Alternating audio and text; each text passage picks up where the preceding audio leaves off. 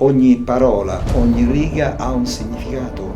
È una divisa. Che c'è gente che sta lì per farci i soldi, no? Noi non possiamo portare la profanità dentro i templi. Basta guardare chi c'è in politica. Il rito che li sveglia, e quel rito siamo noi.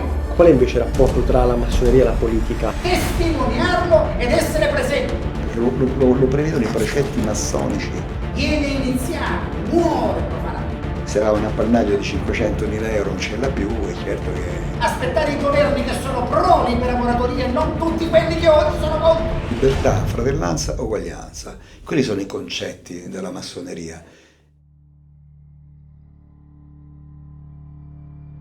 Questa è la seconda parte del reportage che ho realizzato partecipando personalmente a una riunione massonica e intervistando il loro membro. Nella prima parte di questo reportage vi ho raccontato in che modo sono entrato a contatto con questa realtà, ossia questa loggia massonica. Vi ho mostrato una parte della riunione a cui ho partecipato e attraverso la voce di un loro membro ho cercato di capire cosa volesse dire far parte della massoneria e soprattutto cosa vuol dire essere massone. Perché sto rubando, sto facendo del male, sto stuprando, cosa sto facendo?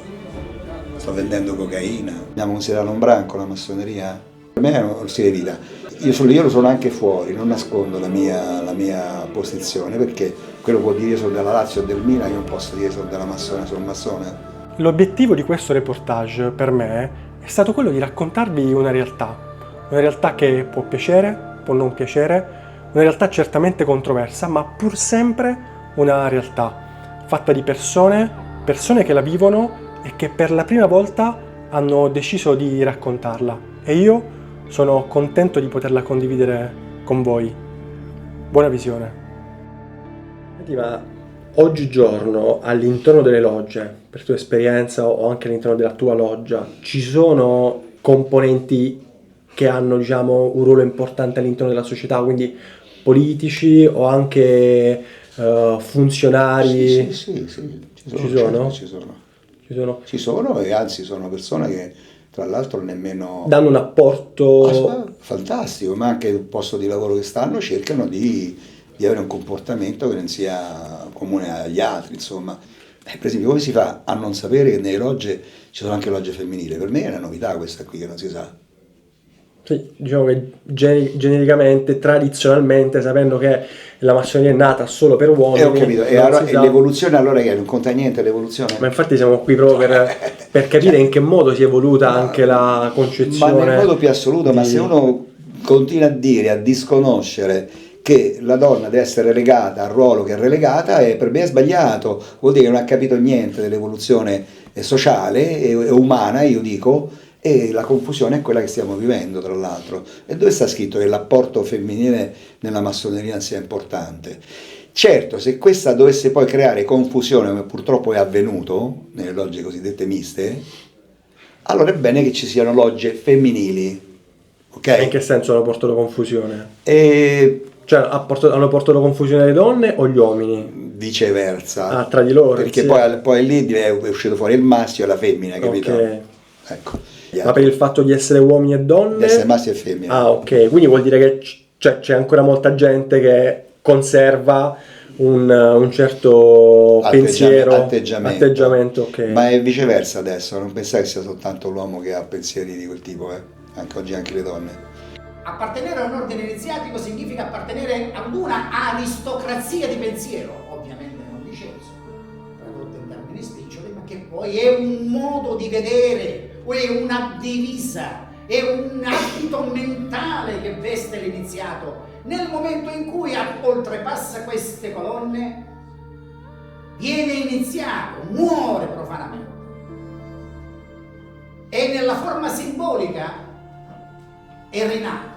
Come si guadagna da vivere la massoneria? Cioè, quali sono gli introiti di una massoneria? Come sopravvive? E questo è il lato oscuro. Allora, nei 40 punti che regolano la vita massonica, sono 40 i punti, in tutto il mondo sono quelli. C'è scritto che non devono circolare metalli se non per la sopravvivenza dei lavori nel tempio. Che cosa succede? Che c'è gente che sta lì per farci i soldi, no? Quindi tu vieni come apprendista, vieni iniziato e ti chiedo un fee d'entrata, no? Poi devi pagare una sorta di tassa, Diciamo una tassa d'ingresso. che è mensile, annuale? È una tantum per entrare. Ok. Poi dopo si Le cifre quali sono più o meno? Nelle obbedienze cosiddette importanti avvengono quello di cui ti ho detto, chip bello grosso all'inizio, poi passa accompagna un altro bel chip importante. E poi diciamo poi te do X, fammi diventare maestro, e beh, quello è mercimonio, non è massoneria. e il maestro guadagna, cioè comunque se ha un ruolo importante E all'interno, qualcuno che ha il ruolo importante ovviamente guadagna anche cifre importanti. Poi se tu vai a vedere le guerre che attualmente stanno all'interno delle cosiddette grosse obbedienze italiane, non è che stanno a venire perché io capisco più di te o capisco meglio di me, che quello che c'era, se aveva un appannaggio di 500.000 euro non ce l'ha più, è certo che storce un po', no? Ma non è quello l'obiettivo, non può essere quello l'obiettivo, perché lo prevedono i precetti massonici, che non debbono circolare i cosiddetti metalli all'interno di una loggia, se non quelli per la vita interna, no esterna.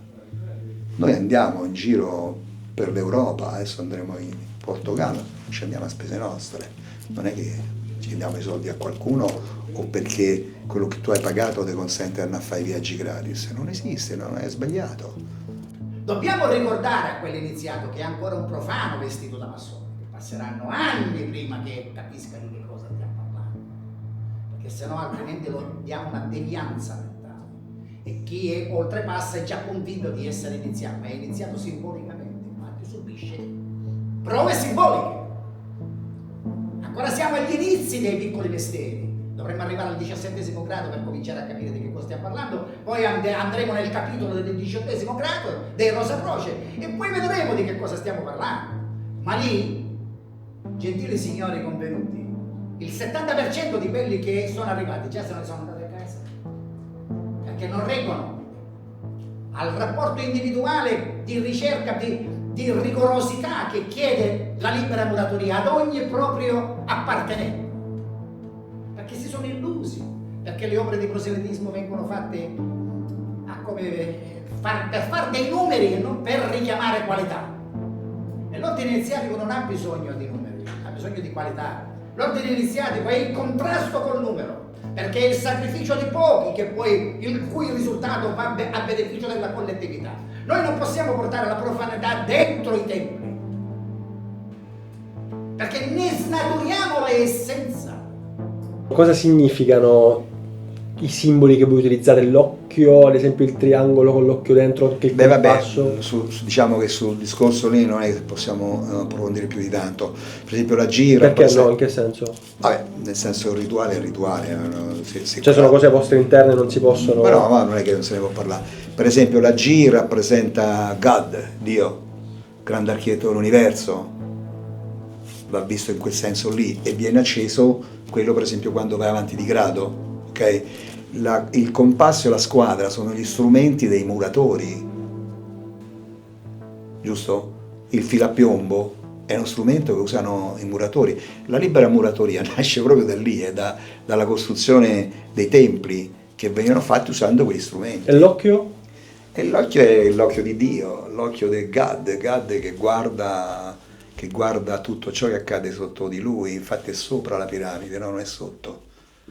Poi chi lo chiama Illuminati, chi lo chiama in un altro modo, ma per noi è il grande architetto dell'universo. Io invece, guarda, la domanda che volevo farti è questa: qual è il legame? Io ad esempio qui leggo Dio e la saggezza eterna, immutabile, qual è il legame che c'è tra la massoneria e la religione? E in particolar modo quale religione? Perché io qui leggo Dio, cioè qual è il legame? Chiamalo come ti pare, Dio, God, com'è in inglese. Il Dio tuo può essere qualsiasi. Giordano Bruno diceva che Dio eri tu eri il divino. Perché forse aveva torto? Che poi la Chiesa l'ha bruciato per questo motivo è un altro discorso. Ma se noi andiamo a guardare il suo pensiero, il libero pensiero di Giordano Filippo Bruno da Nola, che nel 1545 sosteneva al mondo né dogmi né padroni. Non possiamo far aderire atei o coloro che che non hanno un credo in qualcosa di spirituale al quale devono necessariamente credere e con il quale proprio riferimento rapportarsi. Noi parliamo di energie, noi parliamo di sentimenti, noi parliamo di legame, di sensibilità che devono essere attivate a seconda della nostra capacità di richiamare nell'orbita della ritualità con invocazioni, con deambulazioni, con posizioni specifiche. Ma è un requisito per entrare all'interno di una loggia? Cioè credere... Non devi essere ateo. Può essere... Non devi essere ateo. Ok, non devi essere ateo. Puoi avere il tuo credo, quello che ti pare. Ok, puoi essere anche musulmano? Puoi essere anche musulmano, ovviamente tu non giurerai sulla Bibbia, se sei musulmano giurerai... Perché voi giurate sulla Bibbia all'interno della... sulla Bibbia, ok, quindi c'è un legame profondo sul versetto di San Giovanni. E il fatto che uno magari segue un'altra religione può precluderlo a un percorso verso, non so, a diventare maestro, No. un grande maestro? No. Quindi diciamo non c'è discriminazione da questo Ma non punto ci di vista. deve essere libertà, fratellanza, uguaglianza. Quelli sono i concetti della massoneria. Se sei ateo non puoi entrare, perché noi giuriamo sul grande architetto dell'universo.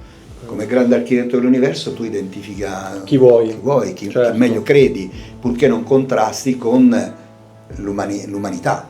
Questo è noi promulghiamo l'umanità e la virtù. Perché è l'uomo che nella sua interezza, quando tutto è giusto e perfetto, crea quel rapporto tra il piano della materia e il piano del trascendente e le energie che circolano attraverso la ritualità, blindate in forma di quasi in una forma indefinita e concedetemi una gabbia Fahrenheit, perché all'interno circolano tutte quelle energie che ognuno di noi ha risvegliato in sé e attraverso la ritualità dà il tocco vivente a tutti i simboli che sono altrimenti immobili all'interno dell'attività rituale. E il rito che li risveglia, e quel rito siamo noi. Ci sono casi di persone invece espulse dalle logge? Assolutamente. Quale può essere un motivo? Io per esempio ho espulso uno perché è andato con la clamide, che è consacrata, a una festa, non mi ricordo se era San Valentino o Carnevale, si era messo la clamide, l'ha pubblicata pure, io ho buttato fuori. Oppure non si parla male dei fratelli dietro. Se tu hai qualcosa da dire su qualcuno dei membri della tua loggia, lo dici lì dentro, davanti a tutti. Perché lì dentro poi può essere smentito, può essere confermato quello che stai dicendo, ma lì dentro deve avvenire, no? Che tu esci da qua e parli dietro a un fratello. La diceria è sbagliato proprio come concetto umano, secondo me. Qual è invece il rapporto tra la massoneria e la politica, anche oggigiorno? Quindi, perché nel senso, abbiamo detto che si è evoluta nel corso del tempo, probabilmente 100 anni fa la massoneria aveva un ruolo più importante all'interno della società. Assolutamente. Oggi qual è la situazione? Beh, diciamo se l'Unità d'Italia è stato un volere, diciamo un percorso che la massoneria lo ha promosso, inglese ovviamente, raccolta da Vittorio Emanuele a Cavour, hanno utilizzato Garibaldi per fare l'operazione. Quindi l'Italia oggi è quella che è grazie alla massoneria o per colpa? Diciamo... No, o l'uno o l'altra, però diciamo che è la massoneria che ci ha messo... ma anche gli Stati Uniti d'America sono frutto della volontà massonica. Benjamin Franklin non è che abbia nascosto le sue origini, anzi tutt'altro. E oggi? Invece? Oggi la politica, secondo me la massoneria incide poco nella politica italiana, ma basta guardare chi c'è in politica, quindi ti rendi conto che... La identità, la specificità, la inamovibilità e la collegialità. Questi 4 elementi sono la base su cui poggia la piramide scozzese e che la identifica. Quindi sulla vita di tutti i giorni, cioè in che modo io posso toccare con mano un'azione della massoneria, di una loggia in particolar modo? Ti dico una cosa che comunemente viene espressa, no? Come luogo comune lo chiamo: non fare agli altri tutto il male che non vorresti sia fatto a te, no? Invece noi la pensiamo in un altro modo: fai agli altri tutto il bene che vorresti sia fatto a te. Io credo che cambia completamente il concetto, mi sbaglio? Per me si deve fare perché serve alle persone per migliorare le sue condizioni di vita, a un costo giusto, fatto da persone serie che sanno fare il loro lavoro. Questo per me è un concetto. E quindi adesso arriva una domanda: qual è quindi l'obiettivo, secondo te, della massoneria? Quello di sempre, quello di promuovere la virtù e il benessere dell'umanità. Non è cambiato. Quindi col ragionamento che tu hai qui dentro non può essere diverso se ti trovi poi in determinati ambienti. E secondo te oggigiorno la massoneria, le logge in Italia sono un po' in crisi? Sarebbe veramente bello avere persone giovani. La crisi della massoneria secondo me è proprio questa, il disinteresse dei giovani. Converrebbe a tutti fare un passo indietro e aspettare momenti migliori. Fermo restando che all'interno della loggia il percorso è esoterico, ok? Rituale, nel rito ogni parola, ogni riga ha un significato. Aspettare i protettori, aspettare i governi che sono pro libera moratoria e non tutti quelli che oggi sono contro. Perché il saper vedere le cose in modo diverso ti distingue dagli altri, non ti fa essere uguale agli altri. Invece qui la tendenza sociale oggi è quella di farti essere uguale agli altri. E allora no. Invece oggi più che mai necessita in un contesto come questo non seguire la strada già percorsa del fiume Carsico in attesa dei tempi migliori, ma occupare il territorio attraverso la cultura e attraverso la tradizione, testimoniarlo ed essere presenti. E qual è la tua speranza per il futuro della massoneria? La mia speranza è che creiamo interesse nelle giovani generazioni, portarle all'interno dei nostri tempi, sentire il loro parere su come vivono la società e insieme a loro trovare gli strumenti per modificare questo atteggiamento. Ma per fare questo dobbiamo esporre il meglio che noi abbiamo, in termini di etica, in termini morali, in termini di legalità. Ad operare nel bene, nella legalità, pensando bene, agendo bene e parlando bene perché muoviamo energie positive, rappresentare nel tessuto connettivo sociale il meglio della libera moratoria affinché un giorno possa ritornare ad essere quello che è nel passato. Perché se all'interno della massoneria confluiscono persone che per esperienza di vita, per cultura personale, per professione sono delle menti un tantino fuori dal coro e servono per migliorare la vita di tutti gli altri, quello è il successo della massoneria, può essere diversamente.